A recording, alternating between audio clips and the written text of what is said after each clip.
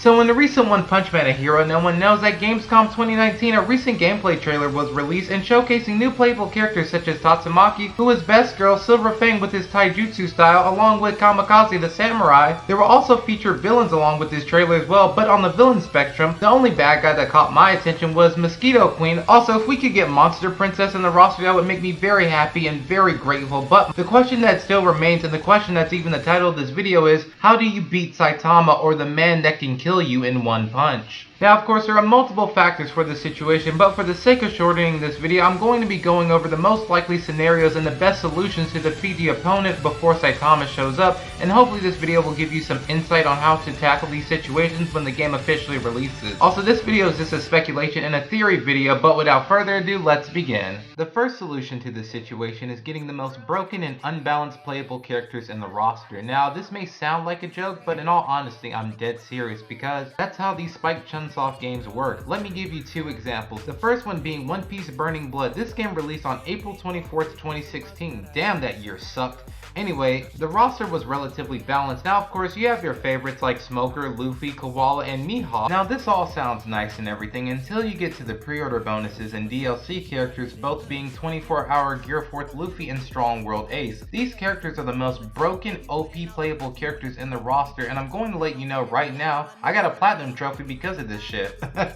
Now, I'll give you a quick synopsis of these two characters because I'm not sure if a lot of people have played this game, let alone has given this game a fair chance, because for me personally, I personally enjoyed and loved One Piece Burning Blood, and that's why I platinumed it. But that aside, the synopsis for these two characters, first being Gear 4th Luffy, is because since he was made out of ornament hockey, he could break through any guard, and his special attacks and even his movements were faster and more diligent than any other character in the roster. And what made it worse on top of all that is that Gear 4th Luffy was only a pre-order bonus during the game's release, but the second character being Strong World Ace. And the reason why this character is so broken is because not only is he the only smart character in the series to have two guns along with his fire abilities, if I had to be honest with you yet again, DLC Ace was another reason how I platinumed this game on ranked mostly. But let's be real everyone, no one is playing Spike Chunsoft games to be fair.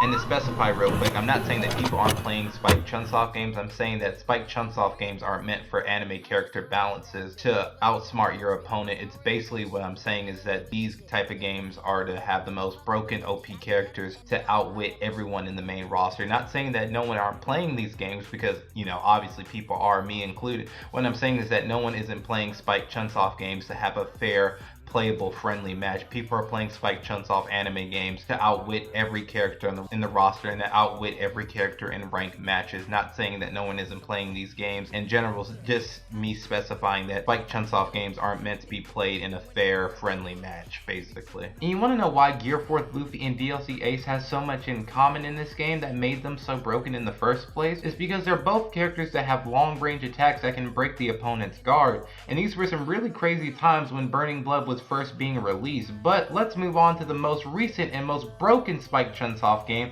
that everyone is sick and tired of hearing, and even hearing the name of this game sends chills down my spine, and that game is none other than Jump Force on PS4. Now, of course, I can't be mad at Jump Force business practices, because at the end of the day, I bought it, a lot of Shonen Jump fans bought it, so it shouldn't come as no surprise that City Hunters has the same abilities and the same tactics as the previous two characters from One Piece Burning Blood. But I mentioned City Hunters because the same logic applies within Jump Force itself. A character with a long range attacks that can break through any guard after its third shot or combo. There's 4 niggas walking up and it's just me. Now it's just 3. Now it's just 2. Now it's just me. Hey. But with showcasing Spike Chunsoft previous games, you see how their thought process and mechanics work for these type of games now, right? You pick the character that stats and abilities outweigh most of the roster. In all honesty, that's how these types of games function and works, unless it's a company like Arc System Works. Anime games aren't meant to be competitive. Games like One Piece Burning Blood and Jump Force are meant to be played with friends and overall just to have fun. My second synopsis for One Punch Man on PS4 is what I mentioned previously in this video, and that is the simple notion that you pick the most unbalanced character in the roster and you have someone on your team that can easily outmatch Saitama or your enemy's previous team. But my final synopsis and my final closing statement for this situation is having Saitama on both the enemy's team and the player's team, and what I mean by that is Since both teams can reduce their time with both perfect blocking and parrying within their matches, when two Saitamas are on the same screen, does the game just blue screen or crash or what? Like if two Saitamas were in the same match, does the game just end with one Saitama getting the first hit in? Or is it just an infinite amount of blows being thrown until the timer runs out? Oh shit. Here we go again.